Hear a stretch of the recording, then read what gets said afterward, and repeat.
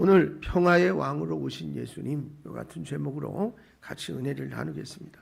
1930년도에 여러분 들을 필요가 있어서 말씀을 드려요.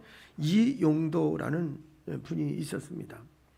3.1운동 당시에는 독립운동에 가담을 했다가 옥고도 치르고 나중에 이분이 목사님이 되셨어요. 감리교단의 목사님인데 부흥사로서 크게 활동했던 유명한 목사님입니다. 그런데 그 1930년대 시대에 특별한 그런 은사가 그분에게 있어요. 그러다 보니까 그런 것들을 주장하고 그런 것들을 얘기하고 막 이러니까 좀 감리교단에서 이분은 교리적인 면, 성경적인 면을 벗어났다. 그래서 이단으로 정죄되었습니다. 그러나 나중에 그 후학들이 그때 우리가 좀 무지해서 이분을 너무 평가를 잘못했다. 그래서 다시 복권시키기도 했던 그런 목사님입니다.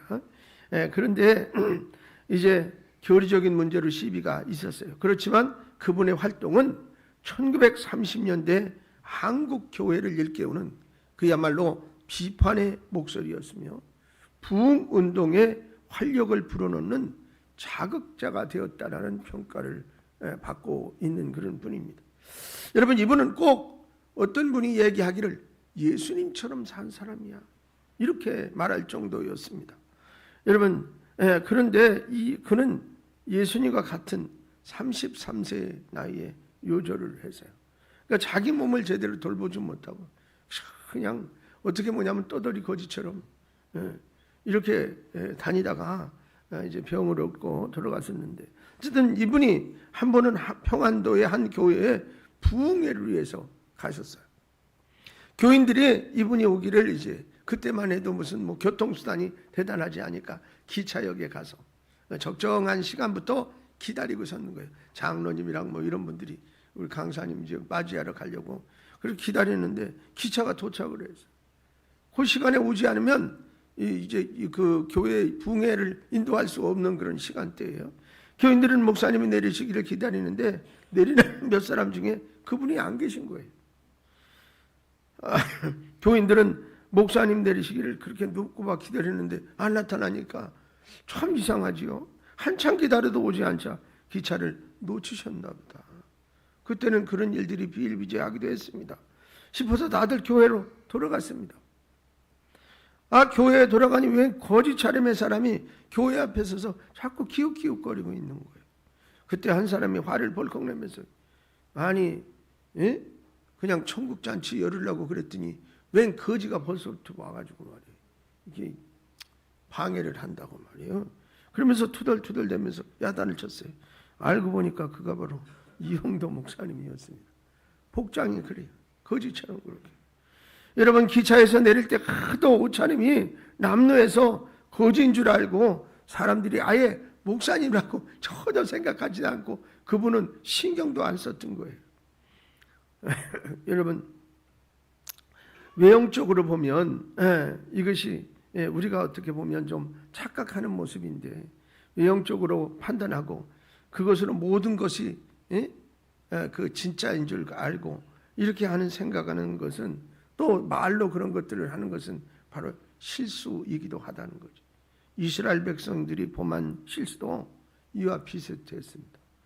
여러분, 그들이 메시아즘은 화려하고 강하고 권위 있는 그런 메시아를 이제 기다리고 요구했습니다. 왕의 위엄, 강한 메시아, 이런 기대를 했었죠.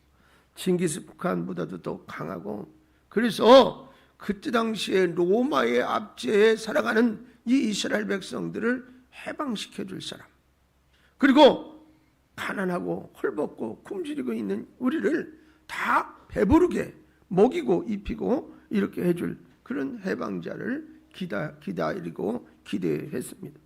여러분, 그러나 그 메시아가 이 땅에 오신 모습은 그들의 기대와는 전혀 다른 모습으로 오셨단 말입니다.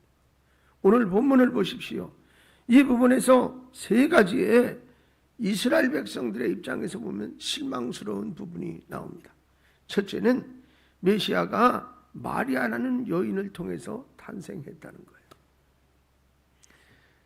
우리나라의 건국 신화나 이런 것만 보더라도 알에서 막 사람이 태어나고 말이죠. 그래야 신비스럽잖아요. 그러니까 왕은 어떻게 우리와 좀 남다른 그런 어떤 존재라고 생각을 하고, 그래도 뭐 이집트나 아니면 뭐 애굽이죠, 이런 나라들도 다 그런 신화들이 존재해요. 그러니까 그를 신비롭게 하고 마치 거의 신격화하듯이 이렇게 했단 말이에요. 그러니까 이건 메시아는 그런 어떤 의미가 있어야 되는데 그냥 평범한 시골뛰기 여자에게서 태어났다 그 말이에요. 유대인들은 메시아가 세계를 호령할 왕권을 가지고 오실 줄 알았단 말이에요.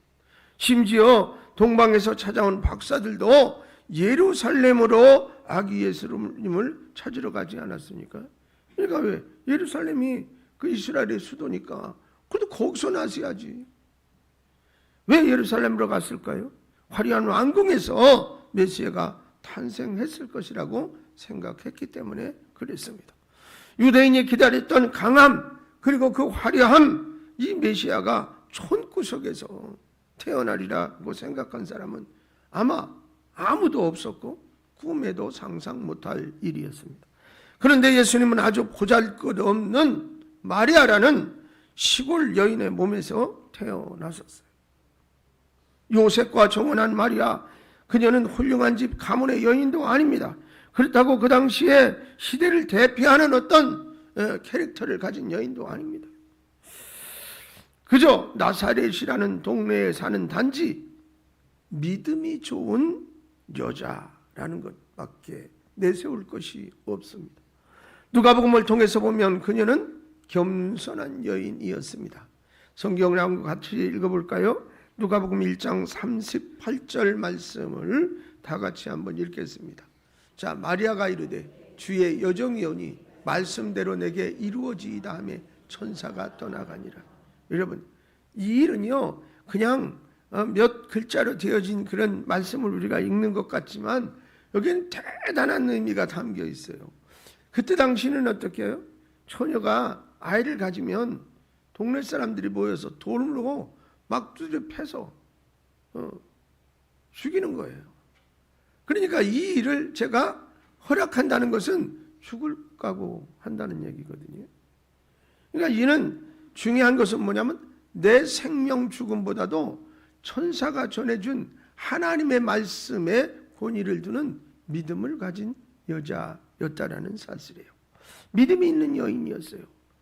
그러니 그녀는 어떻게 그 말이 무슨 말이 됐든 곧 죽으라는 말이 됐더라도 순종하는 여인이었습니다. 그리고 헌신하는 사람이었습니다. 자, 누가복음 다시 1장 46절 47절 말씀을 같이 읽어보겠습니다. 마리아가 이르되 내 영혼이 주를 찬양하며 내 마음이 하나님 내 구주를 기뻐하였음은 그랬어요. 그녀는 주님의 뜻을 이루기 위해서 자신의 모든 것을 그야말로 어떻게 포기한 여인입니다. 당시에 처녀가 임신을 하면 아까도 말씀드린 대로 율법에 의해 죽임을 당할 수 있습니다. 어느 날 천사가 나타나서 마리아에게 말씀하는 거예요. 누가복음 1장 31절에 보라 내가 잉태하여 아들을 낳을 거다.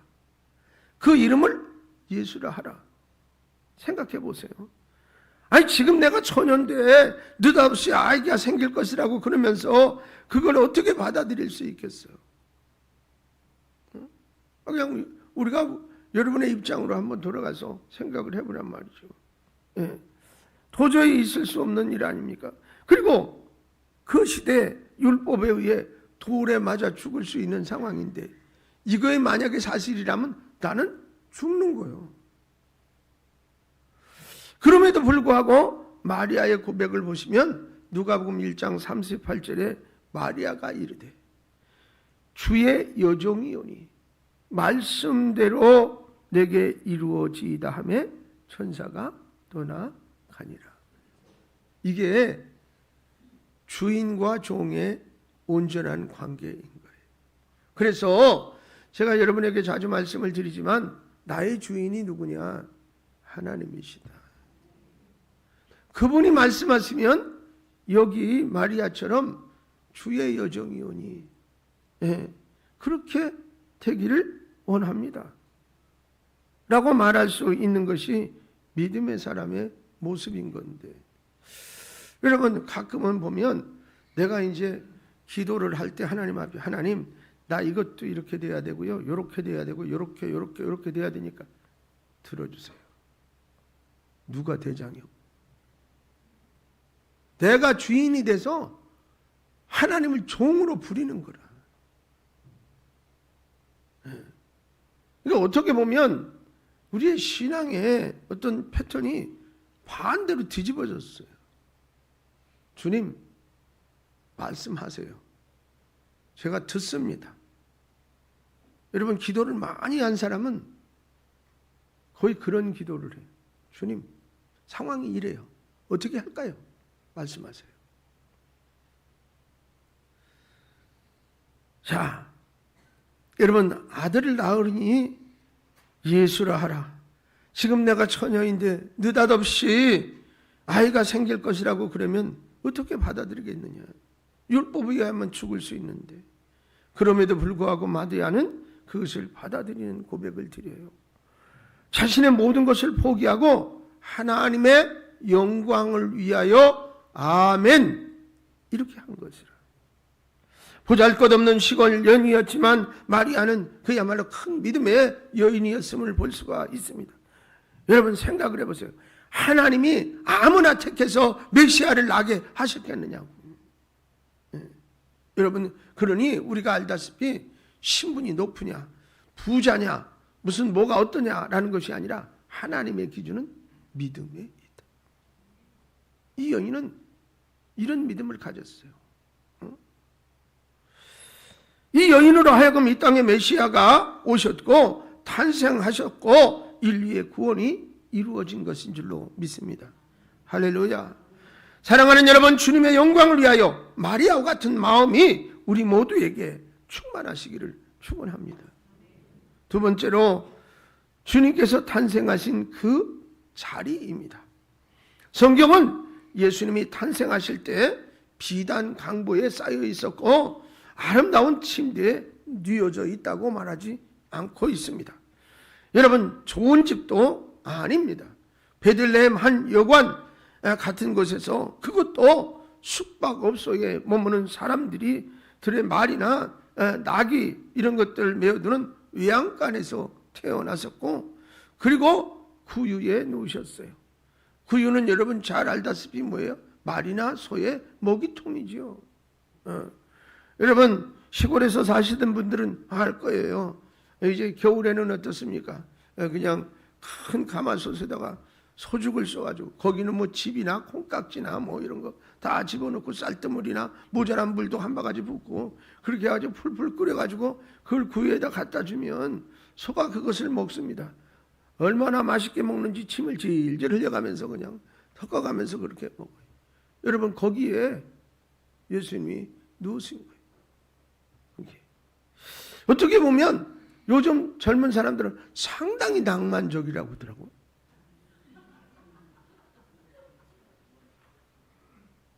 그렇잖아요. 굉장히 낭만적인 것 같아 보이잖아요. 여러분 근데 어느 목사님이 그러시대. 눈이 첫눈이 막 쏟아지는데 눈 오니까 우리 아이가 아우 하늘에서 온통 쓰레기가 떨어지네 그러더래. 그래서 왜냐하면 눈 오면 질척질척하고 미끄러워지고 그러면서 이 사모님이 뭐라고 그러시냐면 우리 애가 낭만이 없어. 그러면서 어쩌면 저렇게 얘기를 할까 그러고 자기 아이를 자꾸 쳐다봤다는 거예요. 여러분 요즘 사람들은 굉장히 현실적이에요. 불편하면 싫은 거예요 무조건. 근데 또 몇몇 사람들은 지금 말씀드린 대로 상당히 낭만적이야. 야, 응? 여러분 사람의 관심 밖의 자리, 그 자리에서 주님은 탄생을 하셨어요. 이는 아기 예수님이 이 땅에 소외된 자들과 약한 자들과 아픈 자들과 힘없는 자들과 어둠에 있는 자들을 위해 오셨음을 상징적으로 보여주기도 하고 예표하는 모습이 되기도 합니다. 여러분 이 성탄절에 우리가 모인 목적은 바로 이 아기 예수님의 탄생을 축하하며 경배 드리기 위함이 아니겠습니까? 평화의 왕으로 오신 아기 예수님의 탄생을 다 같이 축하해야 할 줄로 믿습니다. 그런데 이 예수님이 어떤 모습으로 오셨는가를 우리 가슴에 담고 우리도 낮은 자를 배려할 줄 알고 그들을 돌봐줄 줄 알고 그들과 함께 울고 웃을 줄 아는 그 사랑의 마음이 우리에게도 임해야 할 줄로 믿습니다. 할렐루야. 세 번째로 첫날 주님을 방문한 사람들입니다. 여러분, 아기 예수님을 제일 먼저 찾아와 경배드린 사람들은 고관도 아니고 그곳 주민들도 아니고 들에서 양을 치는 목자들이었습니다. 여러분, 하나님께서는 주님의 탄생에 대한 소식을 헤롯에게 또 높은 자리에 앉아있는 사람들에게 아니면 제사장이나 서기관이나 바리새인들에게 전한 것이 아니라 멸시 천대받는 양치는 목동들에게 먼저 알려주셨다라는 사실입니다. 그들의 신분이 전하기에 사람들은 그들의 말은 전혀 귀를 기울이지도 않고 그들의 행동거지와 그들의 삶에 별 관심이 없습니다. 여러분, 소식을 듣고 놀라기는 하였는데 믿는 사람이 전혀 없었습니다. 왜? 하찮은 것들이 짓거리는 소리였기 때문입니다. 여러분, 그들이 천사의 소식을 듣고 빨리 달려 주님이 나신 곳으로 가서 천사들이 자기들에게 알려준 내용을 전할 때 사람들은 그 말을 전혀 믿지 아니했다 그 말입니다. 여러분, 누가복음 2장 18절 말씀을 보니까 듣는 자가 다 목자들이 그들에게 말한 것을 놀랍게 여기되, 그런 소식은 생전 생각도 못 해봤는데 그리 생각은 했다 그 말이. 아기 예수님이 이 땅에 오셔서의 시작은 이러했어요. 자, 그런데 이러한 시작이 얼마나 놀라운 생명력을 나타내는지 아십니까? 하나님은 항상 이렇게 시작해 오셨어요. 여러분, 큰 것, 화려한 것 너무 그렇게 좋아하지 않으셔도 됩니다. 오늘 천사가 소식을 전하면서 찬양을 하는데 누가복음 2장 14절에 뭐라고 그래요? 같이 한번 읽어볼까요? 누가복음 14장 지극히 높은 곳에서는 하나님께 영광이요 땅에서는 하나님이 기뻐하신 사람들 중에 평화로다 하니라 그랬어요. 먼저 하나님께 영광이라고 합니다. 지극히 높은 곳에서는 하나님께 영광이요 이 땅에서는 평화라고 합니다. 땅에서는 하나님이 기뻐하신 사람들 중에 평화로다. 여러분, 우리가 오늘 성탄의 계절에 모인 것은 하나님께 영광을 돌리며 이 땅에 그리스도의 평화가 넘쳐나기를 기원하며 그런 마음으로 이제 모여 예배하는 것인 줄로 믿습니다. 네즈 니시라고 하는 분이 이런 우화를 이야기한 적이 있습니다. 여우와 사자가 함께 식당에 들어갔습니다. 무엇을 드시겠습니까? 라고 웨이터가 물어봤습니다.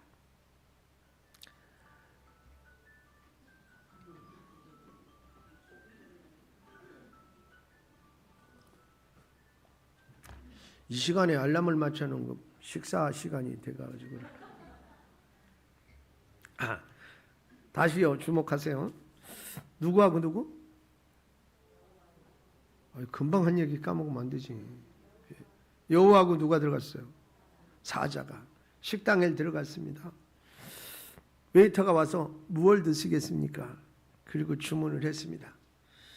여우가 저 먹고 싶은 것 몇 가지를 주문하면서 토를 달아 뭐라고 그랬는지 아십니까? 1인분만 주세요 라고 말했습니다. 웨이터는 어안이 벙벙했어요. 요즘에요 식당 가서 1인분 안 주는 식당도 많잖아요. 근데 더군다나 둘이 들어와서 1인분을 시키니까 이해가 잘 안 되는 거죠. 어안이 벙벙해서 두 분인데 1인분? 그리고 말 것을 흐리고 서 있습니다. 여러분 고개를 가우뚱가우뚱거리면서요. 그랬더니 허허 그 웨이터 눈치도 되게 없네 여우가. 그렇게 말하면서 뭐라고 설명했는 줄 아십니까? 여보세요.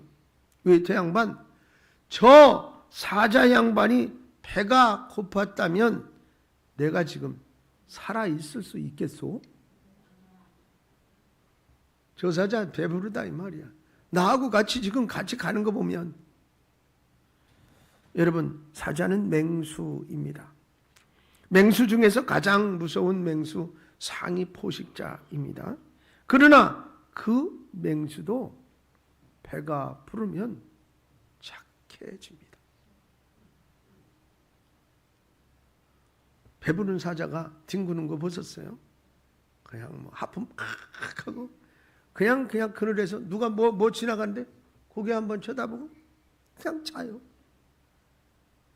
그것만 보면 큰 고양이 같아. 그냥 평화로 보여. 그런데 배가 고파서 눈이 확 돌아가면 정신없어지죠. 여러분 그러나 그 맹수도 배부르면 착해진다. 배부를 때는 아무리 가까이 가도 그 앞에서 장난을 쳐도 지금 말씀드린 것처럼 그냥 고개 한번 이렇게 들었다가 아이 귀찮게 왜 시끄럽게 그래. 그러고 자는 거예요. 맹수가 배부르면 온 산이 조용합니다. 그러나 여러분 사자의 평화는 평화가 아닙니다. 잠시 조용하다가 배가 고파지기 시작을 하면 사정없이 먹잇감을 향해 돌진하고 그 무서운 기세로 무게로 앞다리 이 발톱을 세워 찍어 누르고 목덜미를 물어 숨통이 끊어질 때까지 가만히 붙들고 있다가 뜯어먹습니다. 제가 아프리카 케냐를 갔는데 커다란 버팔로를 사자가 잡았어요. 그 바닥에 보니까 막 전투를 한 흔적이 잔뜩 있어요. 그런데 그 버팔로가 쓰러져 있으니까 사자가 새끼들도 데리고 왔는데 버팔로 위에 턱하지 앉아가지고 새끼 사자는 조그만하더라고. 버팔로 엄청나게 크잖아요. 탁 앉아. 여러분 그러니까 그런 커다란 소도 사자의 앞발 앞에 꼼짝을 못하는 거예요. 여러분 하지만 우리 주 예수 그리스도의 평화는 영원한 평화입니다. 할렐루야. 영원한 구원이고 영원한 사랑이고 영원한 생명입니다. 여러분 이 구원을 위해서 아기 예수님이 탄생하신 것입니다. 여러분 우리는 오늘 마음껏 기뻐하고 마음껏 즐거워하고 아기 예수님의 탄생을 축하해야 할 줄로 믿습니다. 아기 예수님은 바로 평화의 사자이십니다. 여러분 그래서 그분을 기뻐하는 자, 제 주님의 오심을 믿고 영접하는 자는 그분 안에서 온전히 자유할 수 있습니다. 오늘 주님께서 이 땅에 오신 것은 바로 이 평화를 주시기 위함인 줄로 믿습니다. 주님의 오심을 기뻐하고 예수님을 영접하고 주님 안에서 살아가는 모든 사람들에게 이 평화가 임할 줄 믿습니다. 그러므로 여러분 세상을 살아가는데 근심, 걱정, 이런 어려움 이런 게 없는 날이 없어요. 다만 하도 그런 것들에 부딪히다 보니까 별것 아닌 거는 그냥 그러려니 하고 우리가 넘어가서 그렇지. 내일 무슨 일이 일어나고 또 무슨 일이 일어나고 여러분 그냥 우리끼리만 이렇게 살면 좋겠는데 세상에 큰 여러 가지가 방해. 어떤 때는 환경이 자연이 그 다음에 세계 정세가 어떻게 돌아가고 누가 어떻게 돼서 어떻게 되고 그리고 어떻게 이제 밤길을 가는 것도 편안하다가 어떤 사람이 그냥 어떻게 해서 누구 때문에 어떻게 됐대 그러면 또 불안해서 그냥 딸 가진 부모들은 막 너 일찍 들어와야 된다 그러면 안 된다. 우리 태안 화성은 옛날에 그냥 빨간 잠바 입고 다니지 말라 그러고 새벽에 돌아다니지 말라 그러고 그냥 형사들이 이제 대한민국에서 난다긴다 하는 수사관들이 여기 150명이 여기 다 모여갖고 바글바글 끓고 우리 교회를 찾아왔는데 아무개 이름 딱 대니까 신발이 몇 센치짜리를 신고 혈액형이 뭐고 줄줄줄줄 예우는 거예요. 그때 당시 저희 교회 청년들이 꽤 있었어요. 그런데 뭐 생각나나 몰라 장로님, 갑진이 뭐 승봉이 이런 애들 이름 대기만 하면 말이에요, 신발 사이즈에서 또 막 줄줄줄줄 꿰요. 여러분, 그런 때가 있었어요. 그러니까는 그때 막 다 사람들이 뭐 빨간 잠바 입으면 안 된다고, 웃는 사람들은 다 한 번씩 들어본 얘기야 지금. 그리고 뭐예요, 밤에 나다니면 안 된다고. 그래서 심지어는 어떻게 마을마다 이제 그 가로등 그냥 기둥 세워가지고 가로등 임시로 막 달아주고, 그 다음에 정경들이 얼마나 고생했는지 몰라요. 2인 1조가 돼가지고 모퉁이마다 서 있고, 그 다음에 조금 어떻게 이제 시내버스 타고 내리거나 이렇게 해가지고 집이 조금 먼데 그러면 집파출소 가면은 경찰 사이카로 집 앞에까지 딱 태워다 주고. 여기 사람들은 사실 별로 그렇게 겁나지 않았어. 편안하고. 왜 다 가로등 달아주고 정경들이 다 보초 서주고. 그런데 괜히 그쪽에 있는 이상한 사람들이 막 언론에서 하도 떠들어가지고 그러긴 했는데 어쨌든 불안하기는 하지요. 그러니까 이런 불안함과 이런 것들이 우리 주변에 잔뜩 있어서 온전한 평화를 이루기가 어렵습니다. 어려워요. 여러분, 그러나 주님 안에서의 얻어지는 평화는 영원한 평화이고 진정한 평화라는 사실이. 그러니까 우리의 이 답답하고 컬컬함과 혼란과 어려움을 주님 앞에 맡기고 주님이 도와주시고 주님이 보호하시고 주님이 인도하실 것을 못 믿으면 날마다 불안한 거예요. 아무리 지금의 이 시대가 불안하고 혼돈스럽다 할지라도 이 주님을 기뻐하는 모든 사람들에게 평화가 넘치게 될 줄로 믿습니다. 여러분은 행복한 사람입니다. 주님을 모시고 사는 사람이기 때문에. 오늘 저는 요한복음 14장 27절 말씀을 같이 읽기를 원합니다. 같이 말씀을 읽겠습니다. 평안을 너희에게 끼치노니 곧 나의 평안을 너희에게 주노라. 내가 너희에게 주는 것은 세상이 주는 것과 같이 아니하니라. 너희는 마음에 근심하지도 말고 두려워하지도 말라. 할렐루야. 이 말씀이 여러분의 말씀입니다. 주님을 믿고 의지하는 자에게 주시는 위로의 말씀임을 믿으시기 바랍니다.